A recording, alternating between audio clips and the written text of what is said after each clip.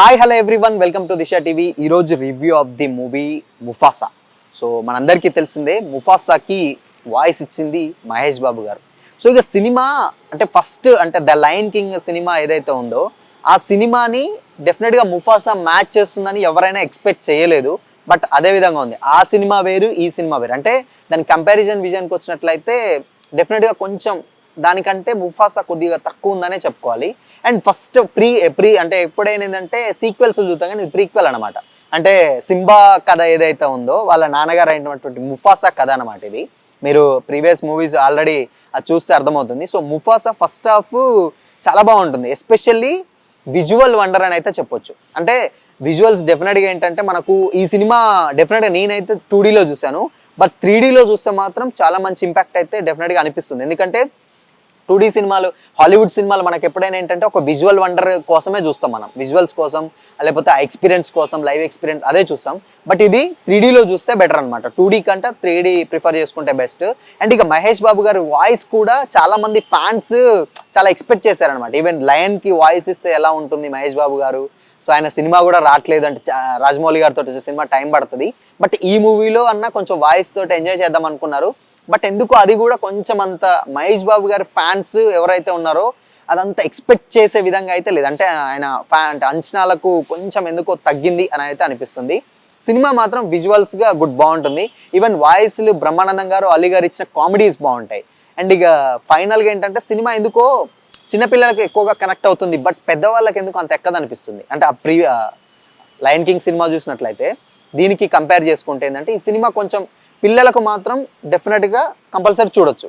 But ఎందుకు ఇది ఏంటంటే పెద్దవాళ్ళకు పెద్దగా నిజంగా ఎక్కదు. ఈవెన్ సత్యదేవ్ గారు కూడా వాయిస్ ఇచ్చారు, టాకా వాయిస్. అంటే ఈ సినిమాలన్నీ ఏంటంటే బీజిఎం కానీ సాంగ్స్ కానీ తెలుగు సాంగ్స్కు మనకు ఎందుకో విన్నా కానీ ఆ ఫీల్ అయితే ఉండదు. బట్ ఒక డెఫినెట్గా ఏంటంటే ఒక పార్క్లో ఒక జంతువులు చూసినట్టు ఫీలింగ్ వచ్చేస్తుంది. బట్ డెఫినెట్గా ఏంటంటే మనకు వాయిస్లు వినిపిస్తూ ఉంటాయి కాబట్టి స్టోరీ అయితే రన్ అవుతుంది. విజువల్స్ ఎస్పెషల్లీ మనకు తెలుసు కదా, ఇందాక మనం మాట్లాడుకున్నట్టు విజువల్స్ గురించి అయితే చాలా బాగున్నాయి.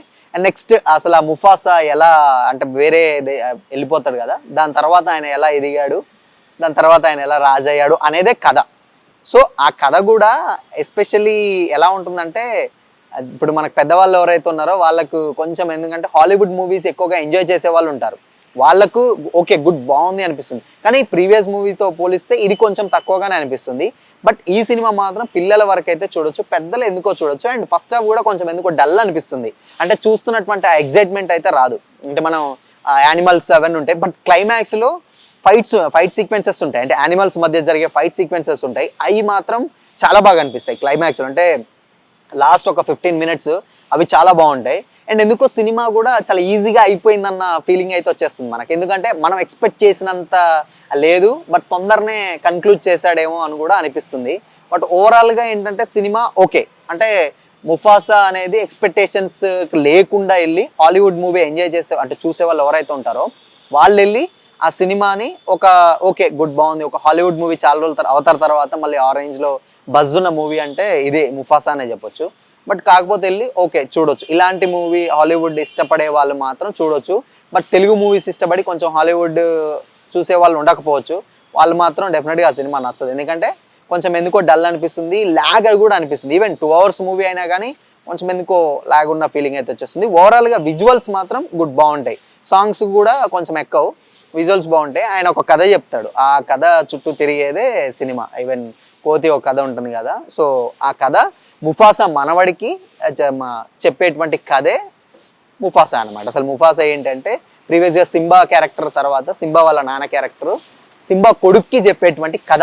ఈ కథలో వాళ్ళు ఎలా ఫేస్ చేశారు, మంచు కొండల విజువల్స్ అండ్ కొన్ని సీన్స్ చాలా బాగా అనిపిస్తాయి చూడడానికి. బట్ ఎస్పెషల్లీ ఈ సెకండ్ హాఫ్ విషయానికి వచ్చి సెకండ్ హాఫే కొంచెం ఎందుకో ల్యాగ్ అనిపిస్తుంది, ఫస్ట్ హాఫ్ కూడా కొంచెం డల్ ఉంటుంది.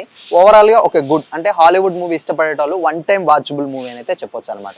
సో ఇది వాళ్ళ రివ్యూ. మరో రివ్యూతో కలుసుకుందాం. Until then keep watching. This is Shyam signing of.